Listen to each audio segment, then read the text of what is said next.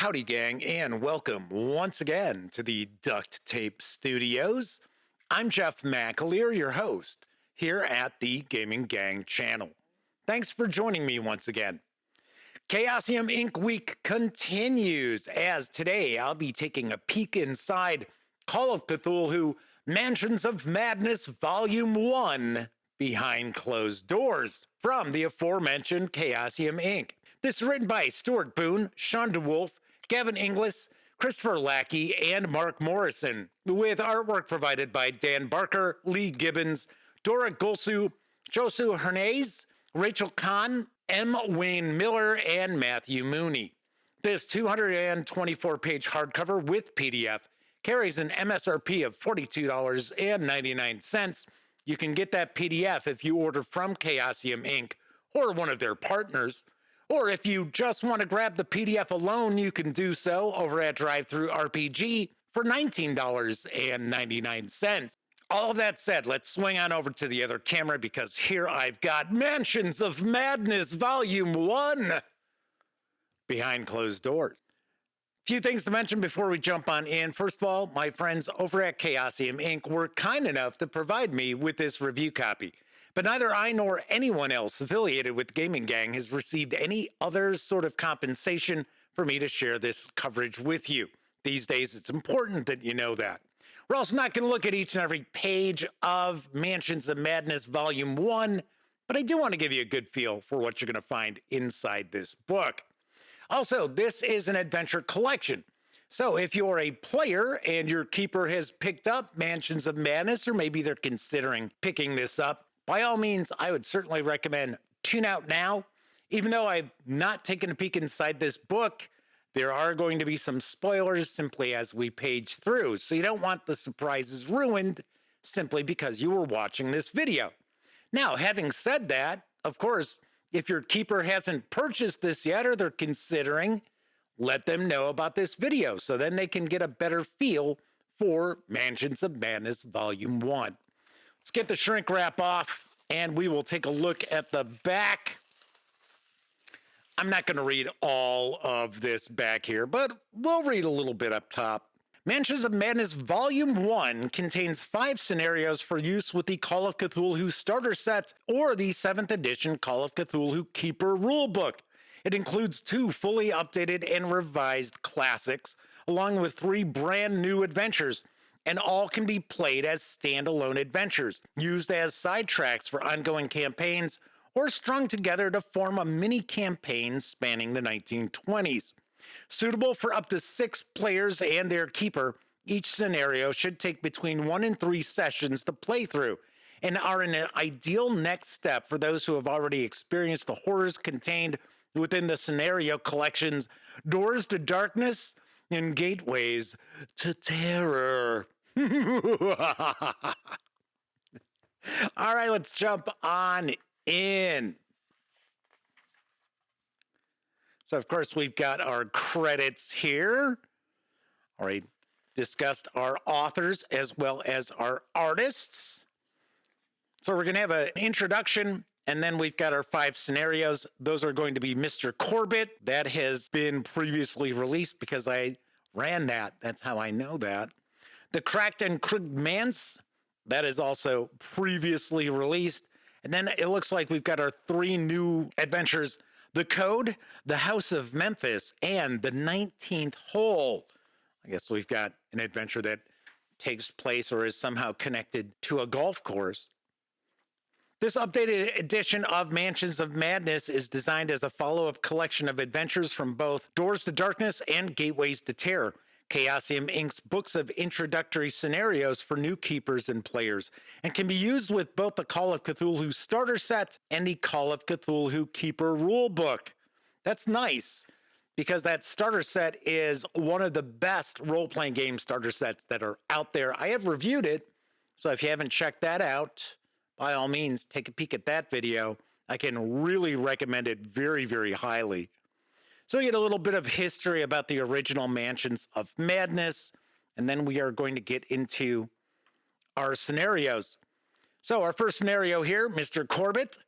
The scenario can be run over 1 to 3 sessions and is designed for play with 1 or more investigators. While written to take place during the early 1920s, the events could easily be moved to the modern era or another time and can be relocated elsewhere in the US or another country. There's a little spoiler information here. Bernard Corbett has always seemed a quiet, inoffensive, and normal man. His only apparent oddity is a touch of absent-mindedness. He lives on a large, well-kept estate on Chestnut Street in a leafy suburb of Boston, Massachusetts, across the street from one of the investigators with whom Corbett possibly has a nodding relationship. He is one of the more respected and prominent businessmen in the area, and his habits and mannerisms are known to most of his neighbors.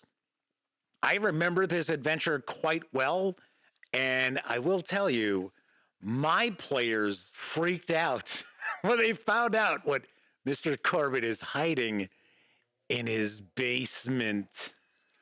This is a good adventure, I will tell you that much right now.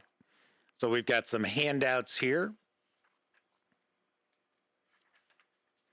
Another interesting aspect I recall from this adventure also happens to be that the player characters don't really have a cut and dry solution or conclusion to this adventure because it's through no fault of what's hiding in the basement that these events are taking place. So I was very surprised by the way my players approached it, and it was pretty wild. The Cracked and Crooked Manse, nominally set in February 1925, the scenario can be run over 1 or 2 sessions with 1 or more investigators. Well, it can be adapted to suit the Keeper's current campaign.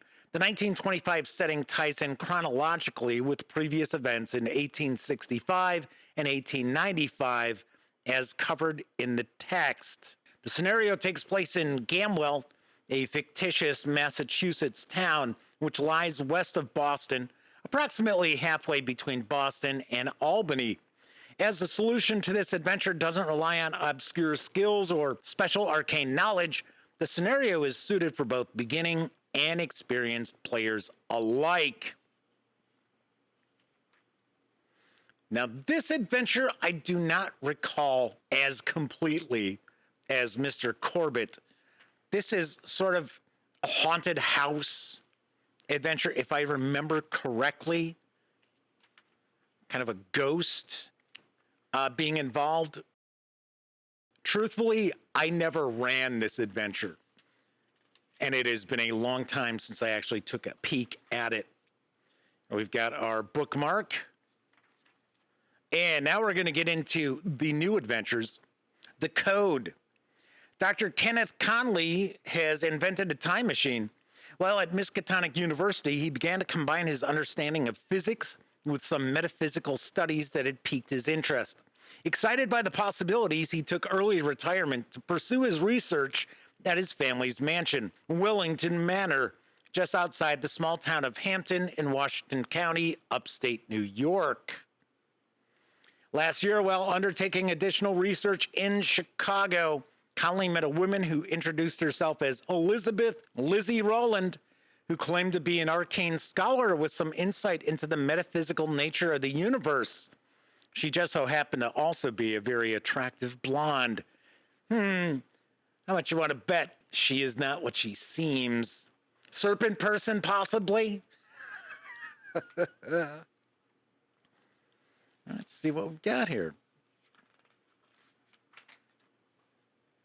Production quality, very nicely done here. Nice paper stock. As we can see, artwork's pretty cool. We've got a plan of Wellington Manor. Then we've got our handouts. Kind of curious if the time machine really works or not. Wow, quite a few handouts from, it looks like a diary or a journal of some sort.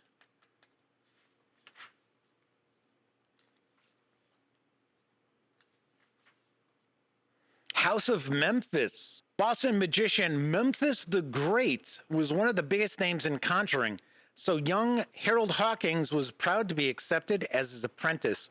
Yet over time, Hawkins became dissatisfied with the old man's teaching and coveted the deeper secrets Memphis would not reveal.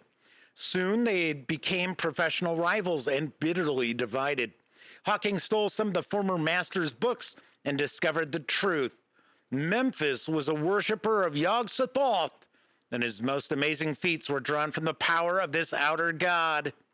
Temporarily insane and using spells he only half understood, Hawkins surprised Memphis at home and killed the older man. Except he didn't do the job properly. Well, well, well. Looks like this takes place in the late 1920s.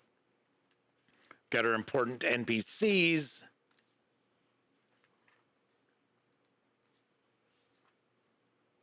Aha, learning magic. So we've got stage magic.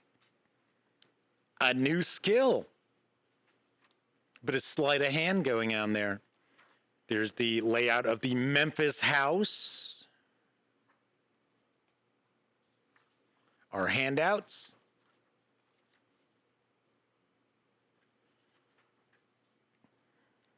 I will take a guess that the magician murdering his mentor, the mentor has remained as some sort of an evil presence in the house. Then finally, we have the 19th hole. On May 27th, 1928, successful American publisher and Philadelphia socialite Arthur Edward Macmillan and his wife Crystal arrived in Scotland to oversee the regeneration of his ancestral home, Crowwood Hall, near Dundee. It was the second transatlantic voyage for the couple in those years, having previously toured Scotland, England, and France on their honeymoon in the summer of 1925.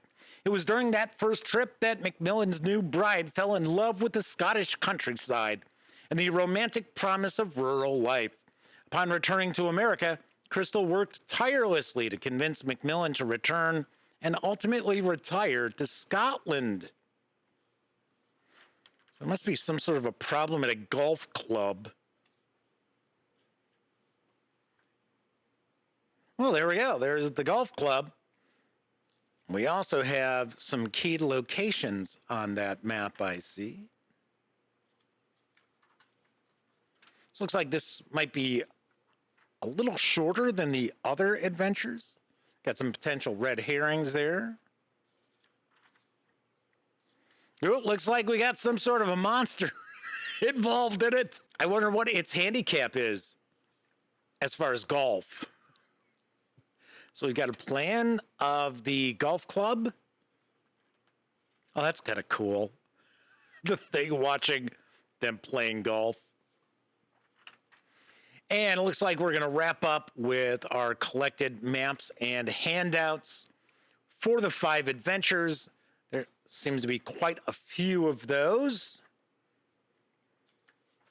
Certainly are. All right. And we also have an index, which is broken up by adventure. That's nice. I like that quite a lot. So that is a look inside Mansions of Madness, Volume 1, Behind Closed Doors from Chaosium Inc. Of course, I'll have a review of Mansions of Madness, Volume 1 in the not-too-distant future. All right, that is it for this time out. If you like this video, by all means, please give it a quick thumbs up. Subscribe to the Gaming Gang channel if you haven't already, and if you do subscribe, don't forget, ring that bell, because it'll not only let you know when I upload videos such as this first look, it'll also inform you when my live stream, the Gaming Gang Dispatch, airs Tuesday, Wednesday, and Thursday evenings at 7 p.m. Central right here on YouTube. And of course, when you're not watching videos on the Gaming Gang channel, be sure to visit thegaminggang.com for all latest in tabletop gaming news, reviews, and a whole lot more you will not find here on the YouTube channel. You know the drill. Get your geek on at thegaminggang.com. I have one last entry for Chaosium Inc. Week. Stay tuned for that. Of course, I'm Jeff McAleer, and until I see you next time, I certainly hope all of you get to enjoy plenty of great gaming with your gang.